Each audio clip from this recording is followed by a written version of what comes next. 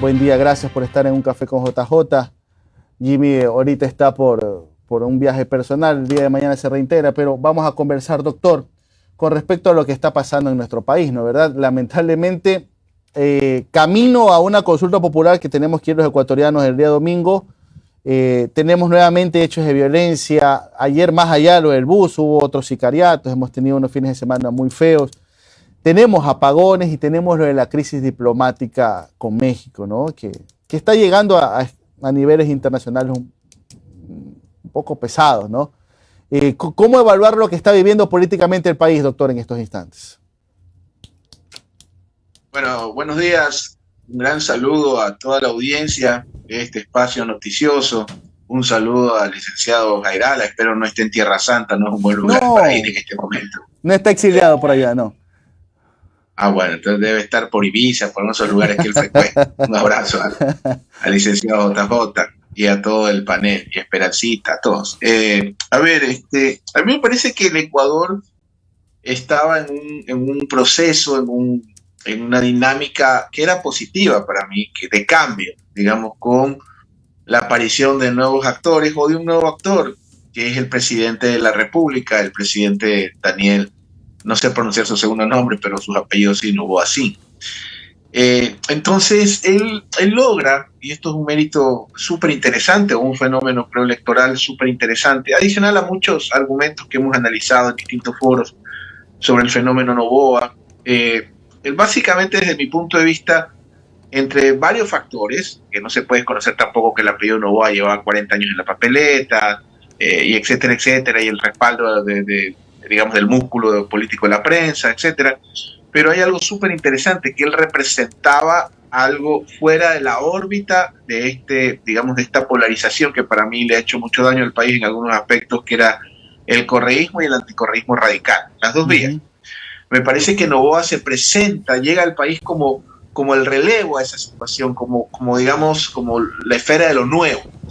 Y dentro de aquello, genera una gran expectativa y esperanza dentro de los ecuatorianos, al menos en el ámbito electoral en su momento. Ahora, ya en la práctica parlamentaria, esta es la parte que no entiendo yo, prácticamente el gobierno tomó la decisión de prescindir de su mayor aliado, porque yo por lo menos lo que he analizado es que el correísmo votaba con y para el gobierno, incluso hasta en la ley de turismo creo que faltan 9 votos, ya mándale 9. O sea, realmente era una no sé si sumisión es la palabra, ¿no? Pero un bloque parlamentario que estaba total y absolutamente entregado, digamos, al oficialismo. Se da este hecho que honestamente yo creo que ya el debate de que si estuvo mal, es indebatible, digamos, el justificar lo que sucedió, lo que se hizo, pero creo que en este momento ya adicional, digamos, a la cuenta que deberá rendir a la historia Noboa, es el hecho que creo que hay que pensar cómo defendemos al Ecuador de lo indefendible. Digamos, ya vimos el primer paso que fue la OEA, donde México no participó, donde no le interesó estar. Ya vemos lo que está pasando con Petro, suspendió los gabinetes bilaterales, no bajó el breque, y de la OEA pasó algo que a mí sí me preocupó muchísimo. Digamos, hay que hablar de las consecuencias, ¿no? de esta acción, porque usted ya ve lo que generó en el Medio Oriente, un hecho similar, de que en la OEA fueron nuestros aliados de la CAN, Colombia y Bolivia, los que realmente parecían los fiscales, digamos, los que actuaron en contra del Ecuador y a favor de México, y esto recién empieza.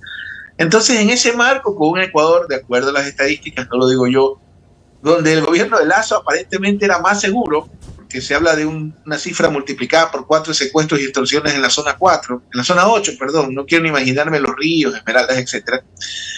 Entonces, ese es el país, un país en crisis económica, un país con apagones, en el cual, bueno, Noboa presenta una herramienta, y en esto yo sí he discutido con algunos colegas suyos, creo que es legítima la herramienta de la democracia plebiscitaria, donde Noboa pretende legitimarse, digamos, las tesis que nos está planteando.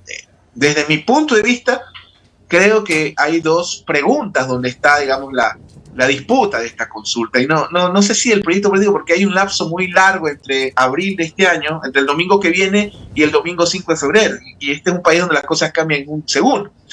Entonces, me parece que esta consulta, donde Novoa legítimamente utiliza esta herramienta para legitimar su proyecto o su mandato, etcétera, me parece que hay una disputa en dos preguntas puntualmente, que son la del arbitraje internacional y la del trabajo por horas. Y esto tiene sentido, porque creo que el gobierno comete un error, el mismo error de Lazo, de querer declarar a quienes votan por el no son narcotraficantes, enemigos de la patria, bla, bla, bla. Me parece que en esas dos preguntas obviamente está el riesgo para el gobierno, porque son preguntas que generan articulación política. Es decir, en la una y en la otra, sobre todo en la parte laboral, tú tienes la articulación de sindicatos, sectores sociales, etcétera, etcétera. Y por otro lado, también le sumaste al correísmo, digamos, a esta fuerza política activamente a la campaña del no. Vamos a ver qué sucede. Ahora, doctor, antes de profundizar en el tema de la consulta popular, quiero retomar lo que dijo al principio sobre Novoa. Decía, a ver, él encarnaba o llegaba como esa figura que se quería poner en el medio, no quería caer ni en el anticorreísmo extremo ni en el correísmo como tal. Pero a la larga vemos que ya se está comportando como un anticorreísta. Indistintamente de eso, es que es inevitable en el Ecuador caer en eso. ¿Es caer en la sencilla o es que fue empujado a ponerse en esa situación? Porque seamos sinceros, doctor, usted sabe que hubo gran malestar entre los líderes de opinión, ¿no verdad? Los que salen en espacios noticiosos, en los días domingos en la mañana, en los programas de análisis, a decir cómo Novoa va a hacer un pacto con el Partido Social Cristiano Legislativo y con el correísmo para dividirse las comisiones. A la larga también no es sucumbir ante la presión de esa barra brava mediática. Bueno, esa medida que tomó el jefe de Estado le dio resultados. Claro. Y esto se refleja en dos factores de los que no se discute, ¿no? Bueno, entiendo yo que la coyuntura, digamos, el calor, el entusiasmo. Hay dos hechos que creo que hay que hablar. Uno, no veíamos en mucho tiempo votaciones con esa solvencia. ¿Sí? Recordemos que esa solvencia, la mitad de los votos eran del correísmo. Creo que han tenido 3 bajas, 2 bajas, creo que ahora son 48. Igual es mucha gente. Entonces, esa paz, digamos, ese retorno a la viabilidad de un diálogo como tiene que ser en una democracia civilizada, legislativo, ejecutivo, se dio. Con votaciones impensables de que, claro, había votaciones antes que era unánime solo cuando había que reivindicar algo, a alguien, qué sé yo. Pero en temas políticos, en temas, digamos, sensibles, o por lo menos los que el gobierno necesitaba o quería, el correísmo fue su mayor aliado. O sea, claro, esa fue una alianza que le dio resultado desde el punto de vista parlamentario. Y no solo eso, y esto tampoco he visto que se habla, le digo porque, bueno, venimos monitoreando como empresa la opinión pública de los últimos 20 años, la Asamblea Nacional, la institución como tal, recuperó un poco esos números que tenía de 4 o 3% a sobre 35 o 40%. Era algo que yo no veía probablemente desde la famosa partidocracia. O sea, una asamblea que, al menos una asamblea dividida, ¿no? Porque recordemos que el correísmo tuvo una etapa con más de 100 asambleístas, pero la asamblea recuperó, digamos, un poco su imagen. Eso yo también creo que no se puede desconocer, hay que ser ciego por quién la preside, el señor Cronfle, ¿no? Hay gente que cuestiona sus posiciones, pero en todo caso, la valoración que la asamblea ha tenido, por lo menos hasta antes de esta ruptura, era sobresaliente comparándola con la comparación con los últimos 5 o 4 años que bordeaba el 3-4% de aceptación. Entonces, esto de aquí, de alguna forma, no estoy cerca del presidente ni quiero especular cuáles fueron los motivos reales, si de pronto Andrés Manuel López Obrador, un político viejo de 30 años de actividad política o más, lo provocó y finalmente, bueno, el presidente terminó cayendo en una provocación, digamos, muy fuerte, cometiéndose un acto que para mí todavía no empiezan las consecuencias de lo que hicimos, porque imagínense si ahora se van a refugiar, voy a poner un ejemplo, si ya el presidente dijo abiertamente que es mal enemigo, yo esperaría que nos diga que va a ser un gran estadista o cosas así, pero si ya nos dijo que es un gran enemigo, entonces significa que va a haber más gente que se va a querer asilar, la próxima será en Perú o en Colombia, de acuerdo al derecho internacional, la invasión de una embajada es casus belli, eso es lo que estamos viviendo. No diga eso, momento, doctor, no diga eso, que después lo pueden denunciar de traición a la patria. Cuidado Eso, con vea, eso. eso me parece tan gracioso Cuidado. como con todo respeto la señora asambleísta que se ponía el paño, hacía un híbrido Oh, entre la Plaza de Mayo, qué vergüenza eh, es, realmente. No, no, y Gaza y con John Lennon mezcló lo de Gaza con las abuelas de la Plaza de Mayo. Incomprensible. con, con la música de John Lennon de fondo. Sí. Igual de chiflado me pareció la posición de la ministra de Trabajo, que bueno, en todo caso recalcó que era título personal, al menos hizo responsable lo que hace y dice, ¿no? Sí, el Ecuador, y esto es terrible, querido amigos, el Ecuador está viviendo, para mí, una de sus etapas más oscuras a nivel institucional, a nivel de justicia, de fuerza pública, de clase política. O sea, realmente yo creo que esta etapa va a ser reconocida si sobrevivimos.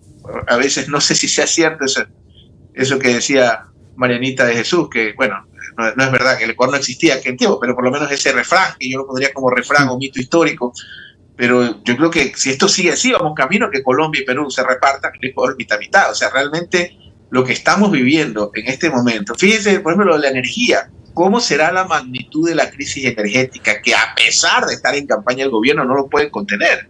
O sea, ayer escuchaba a un colega suyo que hablando un poco de las cifras, comparándolo con Lazo, al menos Lazo pudo contener la crisis energética, fue a hacerle pucheros a Petro, que era nuestro aliado más importante, y ahora Petro ha tomado parte de las sanciones, o por lo menos del batallón del mundo civilizado que está en contra de la incursión en la Embajada de México. Entonces, creo que esta es una situación bastante complicada, y a partir del próximo lunes podríamos analizar un poco los resultados. Para mí, insisto, creo que la disputa está en solo dos preguntas, por lo menos lo poco que he visto, y el gobierno, bueno, tiene que ya salir digamos, del modo electoral y dar demostraciones a las personas de su potencia de gestión, por lo menos hasta las próximas elecciones. Oiga, doctor, y si el día lunes, digamos que el día lunes, de las 11 preguntas, el sí gana en 9, ¿no es verdad?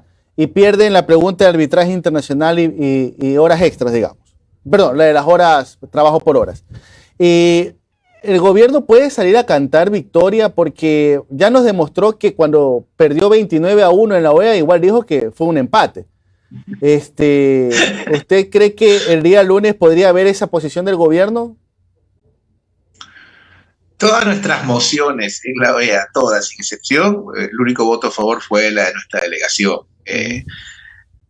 Y lo que, insisto, lo que más me preocupa fue quienes hicieron de fiscales contra el Ecuador fueron nuestros socios de la CAN, Colombia y Bolivia. A mí mire, es que yo antes de cualquier cosa soy ecuatoriano, o sea, a mí me dolió bastante. Sí, es injustificable, no encuentro adjetivos ni sustantivos para terminar de no entender lo que hizo el joven presidente, pero digamos, ya está, o sea, no es que lo justifico, o sea, ahora hay que defender lo indefendible, indudablemente, pero a mí sí o sea, para mí la magnitud de todo lo que se nos viene, lo entendí cuando dije, no puede ser que nuestros dos socios, la CAN, de la CAN, que son Bolivia digamos, y Colombia, hayan hecho de fiscales del Ecuador, porque México no cree en la OEA. López Obrador es un tipo que no deslegitima a la OEA al punto de que ni siquiera asistieron, porque el pedido de reunión de la OEA no lo hizo el Ecuador, lo hizo Colombia. ¿Ya? Entonces, en ese escenario, indudablemente quisiera reiterar mi admiración a estos valientes diplomáticos de ir a defender lo indefendible, ¿no? Hacerles pasar ese mal rato. Efectivamente, sí, lo de la OEA fue un fracaso rotundo, ¿no? Entiendo que ciertos sectores de la prensa y el gobierno plantean que fue lo contrario, yo creo que no. Y habrá que ver, bueno, yo creo que la actitud después del lunes, y aquí creo que es donde el presidente nos debe demostrar que es un estadista en formación, por lo menos, es, bueno, reconciliar al país. A partir del día lunes, sea cual sea el resultado, si bien por ellos ganan todas, si no, creo que hay que entrar ya a discutir esta crisis de inseguridad espantosa que estamos viviendo, este desprestigio internacional que estamos viviendo, esta crisis energética que estamos viviendo. O sea, hay muchos temas que creo que son emergentes, que el país está viviendo, una crisis de inseguridad, recesión económica, crisis internacional, etcétera, etcétera. Yo creo que a partir del lunes, ojalá el presidente haga un llamado a la unidad. Creo que es sumamente importante. Ahora, doctor, y yo recuerdo que en alguna declaración que usted dio mucho antes del caso Purga, mucho antes de la invasión a la Embajada de México y todo eso, usted dijo una frase que se me quedó, dice, a ver, si el señor, ¿cómo era? A ver, Lasso ganando una pregunta, ganaba. Noboa perdiendo una pregunta, pierde toda la consulta. Ahora, tuvimos aquí a Carolyn Ávila, docente, al igual que usted, profesor, y ella arriesgó más en su apuesta. Ella dijo, si Noboa no arrasa en todas las preguntas, ya no queda muy bien parado. La pregunta, y le insisto, doctor, ¿usted cree que lo que está ocurriendo esta semana puede tener una incidencia el día domingo? Porque, ojo, ayer la gente estaba brava. Ayer la gente estaba en Quito, sobre todo, que ojo, y en parte de la Sierra, que fue la gran base electoral de Noboa en el 2023, estaba muy molesta con C. ¿Ya? Entonces estaba bastante molesta por el tema de, oiga, en Quito hubo sectores con 3 cortes de luz al día, ¿ya? El día de ayer. Entonces, ¿habrá incidencia de lo que ocurra ayer, de lo que ocurrió ayer, hoy y mañana, que son los cortes programados el día domingo, o usted cree que ya el voto está bastante perfilado para lo del día domingo? Yo planteaba y sigo planteando que la posición que tenía Lasso, que honestamente creo que fue una chifladura, o sea, lo lanzaron a un acantilado inexplicable para mí al pobre presidente Lasso, al haberlo hecho convocar una consulta en un momento que la discusión era eminentemente local. Digamos que distrajo de la disputa local a los ciudadanos a meterse, a evaluar en un mal momento que el gobierno vivía. Realmente nunca entendí cuál fue el estado mental en el que alguien le pudo haber recomendado eso al presidente Lasso. Es más, creo que probablemente hubiera continuado su gobierno, desde mi perspectiva, ¿no? Eso lo planteaba por la posición que vivía el presidente Lasso versus la posición que vivía el presidente Noboa, al menos su popularidad. Lo que pasa es que la gente suele confundir la evaluación de gobierno con la evaluación de gestión, de campaña. Entonces, siempre que tus indicadores en gestión de gobierno sobrepasen el 50-55%, estás dentro del óptimo, es como el colesterol. Si tienes 160 o 200, da lo mismo, estás dentro de los parámetros normales. Entonces, las cifras de aceptación del presidente siguen siendo óptimas. O sea, yo tampoco, que han bajado, sí es cierto, pero para mí, mientras sobrepasen el 55%, está dentro de lo aceptable. Ahora, lo que tenemos que hacer también es un ejercicio, y esta es la parte que a mí me entristece, ¿no?, de madurez democrático, y aceptar y entender en democracia que tanto el sí como la postura del no son total y absolutamente democráticas, son total y absolutamente viables, y los ciudadanos, le digo ya saliendo del espacio de analista, usted y yo, y de entrevistador, le digo a los ciudadanos, nuestro derecho es pensar en favor de cualquiera de las dos alternativas, al margen de lo que podamos pensar, decir, vociferar los analistas, el gobierno, etcétera, etcétera, etcétera.